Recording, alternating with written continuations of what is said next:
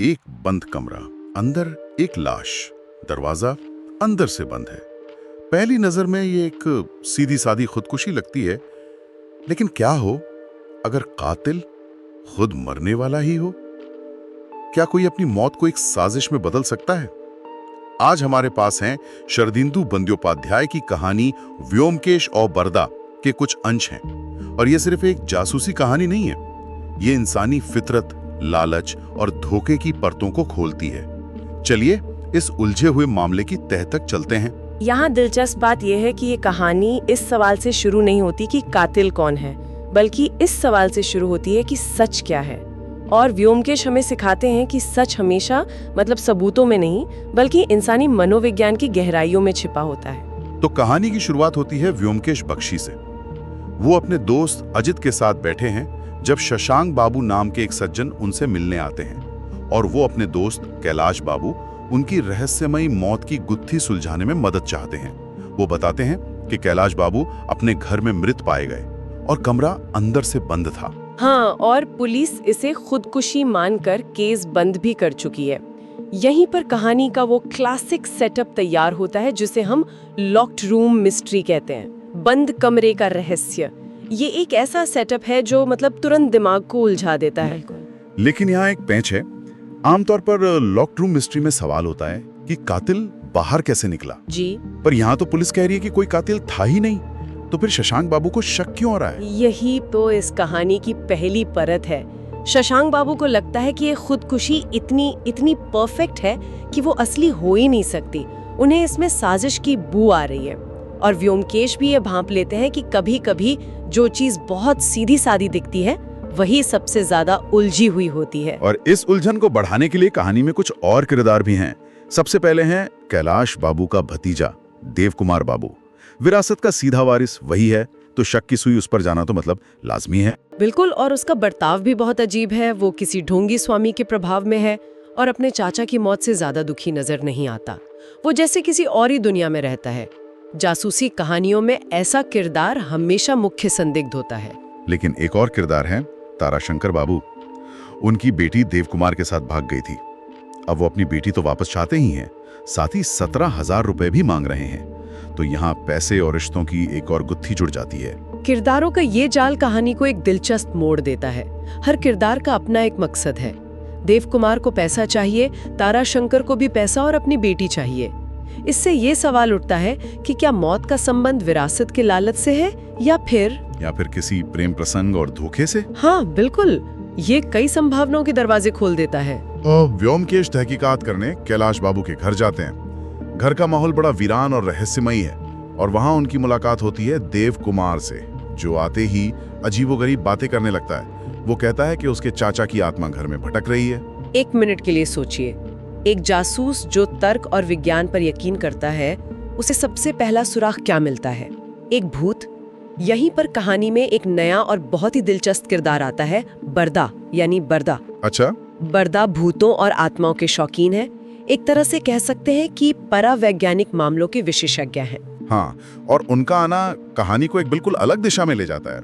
अब ये सिर्फ एक जासूसी कहानी नहीं रह जाती, ये तो तर्क और अंधविश्वास के बीच एक जंग बन जाती है। ये बहुत दिलचस्प है, क्योंकि जहाँ शर्लॉक होम्स जैसी कहानियों में कोई अलौकिक बात आते ही उसे सिरे से खारिज कर दिया जाता है, वहीं व्योमकेश वो इस नाटक का हिस्सा बन जाते हैं। वो जानते हैं कि अंधविश्वास के पर्दे के पीछे अक्सर एक बहुत मजबूत इंसानी मकसद छिपा होता है और उस मकसद को समझने के लिए कभी-कभी उस खेल में शामिल होना पड़ता है। और खेल शुरू होता है मशहूर प्लानशेट या आत्मा बुलाने की महफिल से।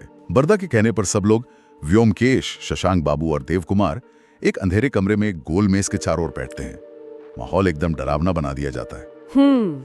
अंधेरे में टक टक की रहस्यमयी आवाजें आने लगती हैं और धीरे धीरे मेज हिलने लगती है। ये कहानी का एक बहुत ही अहम मोड़ है। एक जासूसी कहानी में अचानक से आत्मा और भूत प्रेत की बातें आने लगती हैं। ये सुनने वालों को भी दुविधा में डाल देता है कि क्या वाकई कोई आत्मा है या ये किसी की चालाकी है। और व्योमकेश की प्रतिक्रिया यहाँ देखने लायक होती है। वो हैरान तो दिखते हैं, पर उनकी जासूस वाली नजरें और कान वो उस अंधेरे में भी कुछ और ही ढूंढ रहे होते हैं। वो इस नाटक का हिस्सा बने रहते हैं ताकि नाटक करने वाले को पकड़ सकें। बिल्कुल। और आत्मा से एक नाम सामने आता है, अमूल्य बाबू। ये सुनकर सब हैरान रह जाते हैं, लेकिन व्योमकेश इस अलौकिक घटना से गुमराह नहीं होते। वो अगली रात उसी कमरे में फिर से प्लानचेट का नाटक रचते हैं, लेकिन इस बार पूरी तैयारी के साथ, और इस बार भूत रंगे हाथों पकड़ा जाता है। बिल्कुल। और यहाँ व्योमकेश की प्रतिभा सामने आती है। वो बताते हैं कि ये जो टक टक की आवाज थी, ये कोई आत्मा नहीं कर रही थी, ये देव कुमार कर रहा था, जो घर में ही कहीं छिपा हुआ था। वो अंधेरे का फायदा उठाकर मेज को हिला रहा था और आवाजें निकाल रहा था। एक मिनट, मुझे ये समझ नहीं आ रहा, देव कुमार को तो विरासत मिली रही थी, उसे ये भूत प्रेत का नाटक करने की क्या जरूरत थी? इससे तो वो अपने ऊपर और शक पैदा कर रहा था।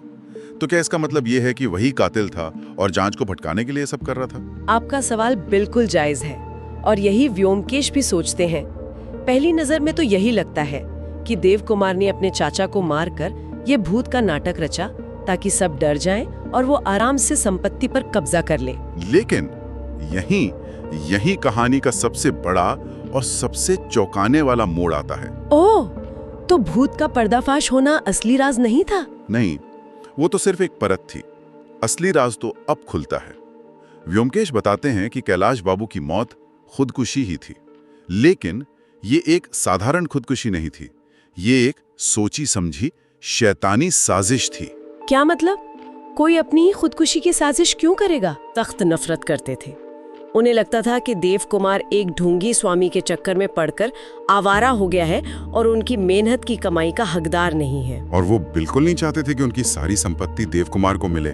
लेकिन वो उसे विरासत से बेदखल भी नहीं कर सकते थे। शायद कानूनी तौर पर नहीं, या शायद उनके पास इतना वक्त नहीं था। इसलिए उन्होंने अपनी मौत को ही एक हथियार बना लिया। उन्होंने अपनी खुदकुशी को इस तरह से अंजाम दिया कि वो एक हत्या लगे और उसका इल्जाम सीधे सीधे देव कुमार पर आ जाए। वो चाहते थे कि मरने के बाद भी वो देव कुमार को बर्बाद कर दें, उसे जेल भिजवा दें। ये तो बहुत ही भयानक योजना है। मतलब कैलाश बाबू ने अपनी ही खुदकुशी को एक मर्डर मिस्ट्री बना दिया ताकि वो मरने के बाद भी अपने भतीजे को सजा दे सके। ये तो बदले की भावना का एक अलग ही स्तर है। उन्होंने ये किया कैसे? बहुत ही चालाकी से। व्योमकेश बताते हैं कि कैलाश बाबू ने पहले खिड़की की छड़ पर किसी तरह देव कुमार की उंगलियों के निशान छोड़ दिए। फिर उन्होंने दरवाजा अंदर से इस तरह बंद किया कि लगे उसे बाहर से बंद करके बस अटकाया गया है, और आखिर में उन्होंने जहर खा लिया। पुलिस को जो भी सबूत मिले, बंद कमरा, खिड़की पर भतीजे के फिंगरप्रिंट्स, वो सब देव कुमार की तरफ इशारा कर रहे थे। मतलब एक परफेक्ट फ्रेम अप। बिल्कुल। यहाँ कहानी सिर्फ एक हत्या के रहस्य से कहीं आगे निकल जाती है। ये इंसानी नफरत और बदले की भावना की गहराई दिखाती है। कैलाश बाबू की योजना सिर्फ बदला लेने की नहीं थी, ये अपनी विरासत पर एक तरह से आखिरी नियंत्रण करने की कोशिश थी। मरने के बाद भी वो ये तय करना चाहते थे कि उनकी मेहनत की कमाई किसके हाथ लगेगी और किसके नहीं। ये इंसानी फितरत का वो पहलू है जहाँ अहंकार और नियंत्रण की इच्छा मौत के बाद भी खत्म नहीं होती। तो अंत में व्योमकेश देव कुमार को निर्दोष साबित करते हैं और कैलाश बाबू की इस पूरी साजिश का पर्दाफाश कर देते हैं। बरदा, जो भूतों में इतना विश्वास करते थे, वो ये सब सुनकर हैरान रह जाते होंगे। हाँ, और यही व्योमकेश एक बहुत ही दिलचस्प और गहरी बात कहते हैं। वो बरदा से कहते हैं, आपके भूत ने आपको और मुझे बचाया है। इस बात का क्या मतलब हुआ? भूत तो नकली था, देव कुमार का नाटक था, उसने कैसे बचाया? यही इस कहानी की खूबसूरती है। व्योमकेश का मतलब था कि अगर देव कुमार ने संपत्ति के लालच में वो बचकाना नाटक न किया होता तो ये मामला कभी दोबारा खुलता ही नहीं। पुलिस तो केस बंद कर ही चुकी थी। देव कुमार की बेवकूफी भरी हरकतों की वजह से ही व्योमकेश की दिलचस्पी इस केस में बनी रही और वो सच की तह तक पहुंच पाए। इस तरह एक निर्दोष सजा पाने से बच गया। वाह, मतलब एक अंधविश्वास और लालच से पैदा हुए नाटक ने ही तर्क को सच तक पहुंचने में मदद की। ये तो कमाल का विरोधाभास है। बिल्कुल, ये कहानी तर्क और अंधविश्वास के टकराव को बहुत खूबसूरती से दिखाती है। ये बताती है कि कभी-कभी जो चीज़ें हमें अंधविश्वास या अलौकिक लगती हैं, उनके पीछे भी एक बहुत ही मजबूत तार्किक और अक्सर बहुत इंसानी व्याख्या छिपी होती है। व्योमकेश की जीत इसलिए नहीं होती कि वो भूत को नकार देते हैं, बल्कि इसलिए होती है क्योंकि वो ये समझते हैं कि भूत का डर पैदा करने वाला भी एक इंसानी है और उसकी अपनी मजबूरियां और मकसद हैं। तो एक खुदकुशी जिसे हत्या की तरह दिखाया गया, एक भतीजा जो भूत बनकर डरा रहा था, और एक जासूस जिसने अलौकिक दिखने वाली घटना के पीछे छिपे इंसानी दिमाग की शातिर चाल को पढ़ लिया। व्योमकेश उपाध्याय हमें बताती है कि सबसे बड़ा रहस्य किसी बंद कमरे या भूत प्रेत में नहीं, बल्कि इंसानी मन के अंदर ही छिपा होता है। और ये हमें इस सवाल पर सोचने के लिए छोड़ जाती है कि नफरत और नियंत्रण की इच्छा किसी इंसान को किस हद तक ले जा सकती है।